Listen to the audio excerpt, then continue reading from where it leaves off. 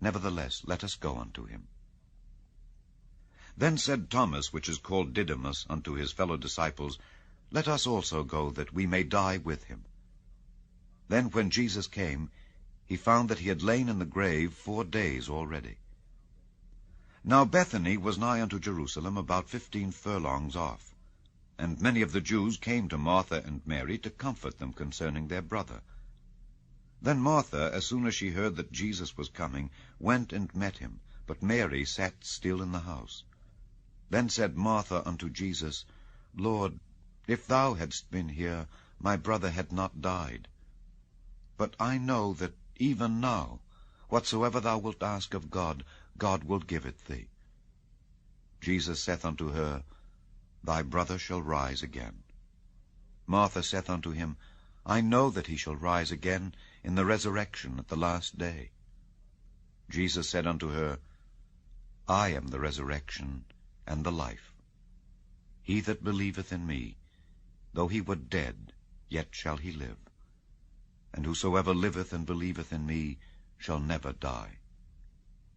Believest thou this? She saith unto him, Yea, Lord, I believe that thou art the Christ, the Son of God, which should come into the world. And when she had so said, she went her way, and called Mary her sister secretly, saying, The Master is come, and calleth for thee. As soon as she heard that, she arose quickly, and came unto him. Now Jesus was not yet come into the town, but was in that place where Martha met him. The Jews then which were with her in the house, and comforted her, when they saw Mary, that she rose up hastily, and went out, followed her, saying, She goeth unto the grave to weep there. Then when Mary was come where Jesus was, and saw him, she fell down at his feet, saying unto him, Lord, if thou hadst been here, my brother had not died. When Jesus therefore saw her weeping, and the Jews also weeping which came with her, he groaned in the spirit, and was troubled, and said, Where have ye laid him? They said unto him, Lord, come and see. Jesus wept. Then said the Jews, Behold, how he loved him.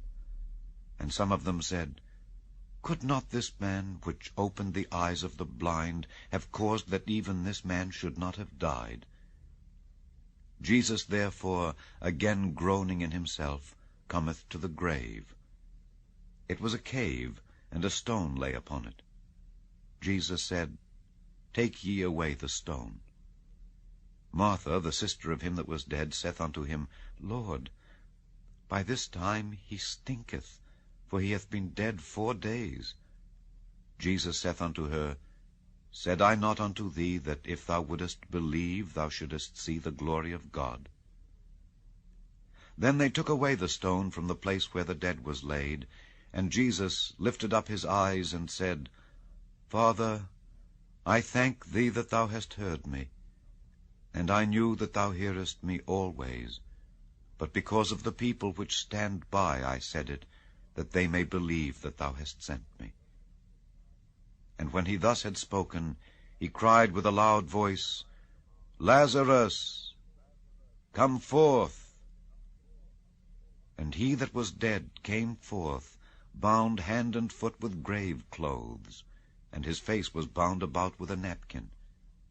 Jesus saith unto them, Loose him, and let him go.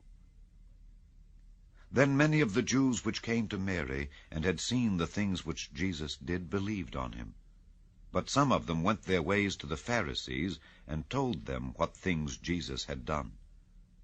Then gathered the chief priests and the Pharisees a council, and said, What do we? For this man doeth many miracles.